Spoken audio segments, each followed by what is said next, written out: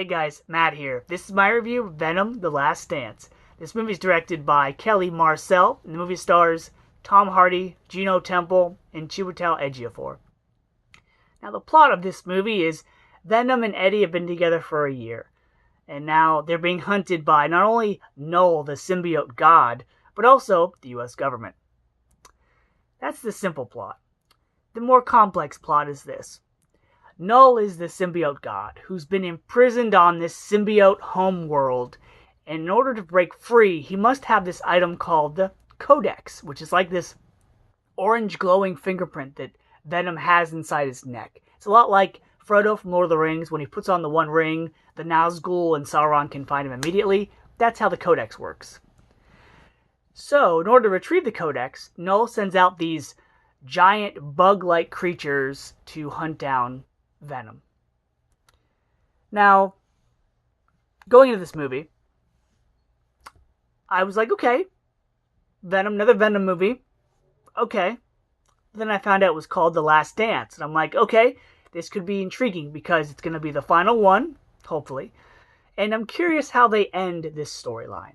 I was curious if they were going to finally include Spider-Man in some form or fashion. And I was also curious if they were going to follow up on the events of Spider-Man No Way Home. The post-credit scene was Eddie and Venom being brought into the MCU. So I was real curious if they were going to answer that and what direction they were going to take the Venom character. Well, having seen the movie, do they answer any of those questions? So, to be honest, I had low expectations for this movie, because the first movie I was like, okay, it's the first Venom movie, they're gonna do the buddy cop, the, two people that don't really get along, the different personalities, fish out of water for Venom, that's gonna be in the first movie. And then they're gonna get past all that, and then they're gonna start working together as a team, it's gonna become more serious, more dark, they're gonna start introducing more things in the Sony universe, or Spider-Man. And then we got the second movie. It's like, okay, we got Carnage, who was really awesome in that movie. But outside of Carnage, the sequel was more of the same with the first movie. And that's what we got with this third film. But instead of it being just more like the first movie, this movie was more like Venom 1 meets Spider-Man 3. Because there's a lot going on in this movie, and it's quite a mess. So, let me start with the acting in this movie. Tom Hardy as Eddie Brock,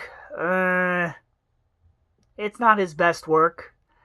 This is one of the few instances where Tom Hardy doesn't play this huge, intimidating, scary figure, and here he's just Eddie Brock, who's on the run from the government, who hasn't been driven crazy yet by this Venom symbiote that's a part of him now. He just argues with it and disagrees and treats it like it's like a pet, like in Turner and Hooch.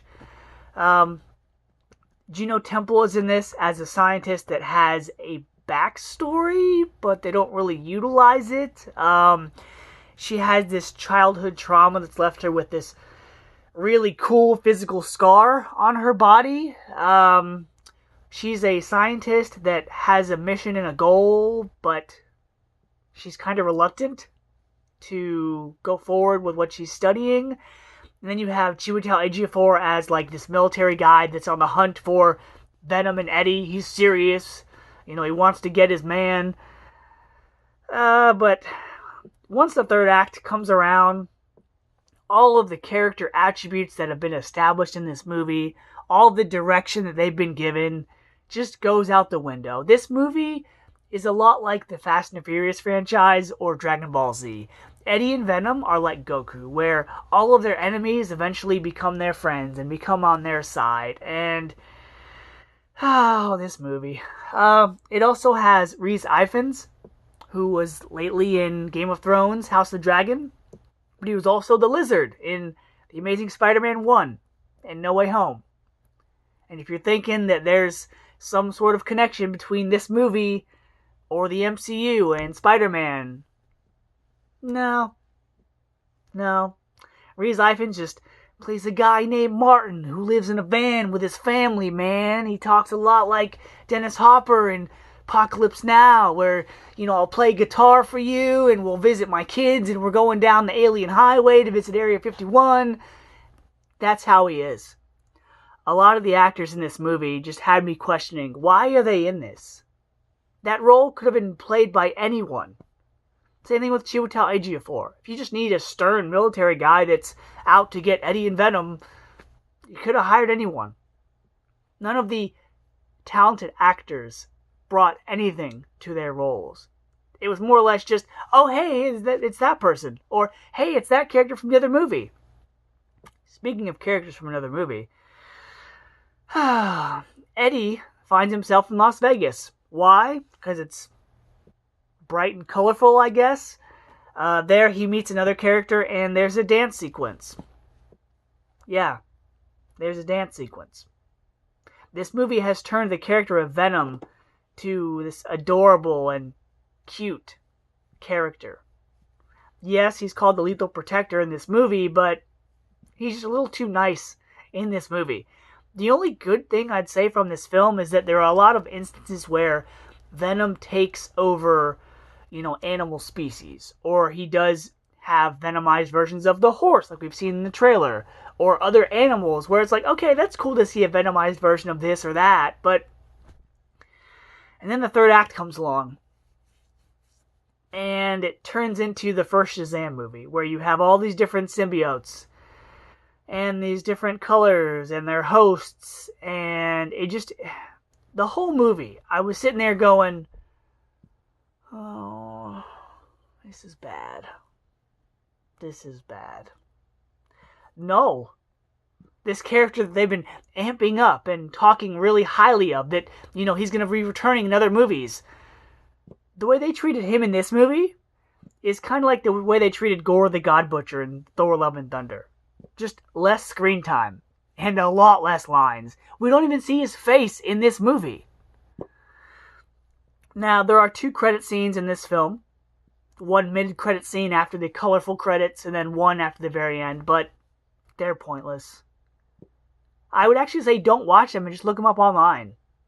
Because they're scenes where you hope they're going to lead towards something bigger and badder and cooler and more important, but they don't.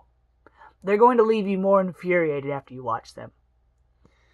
Speaking of infuriated, after the first 3 minutes of this movie, I was like, what? This movie left a bad taste in your mouth. And, there's not a whole lot this movie has going for it.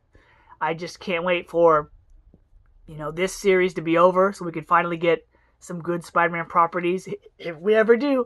I've never seen Madam Web or Morbius, but if they're worse than this movie was, then I'm probably never going to see it.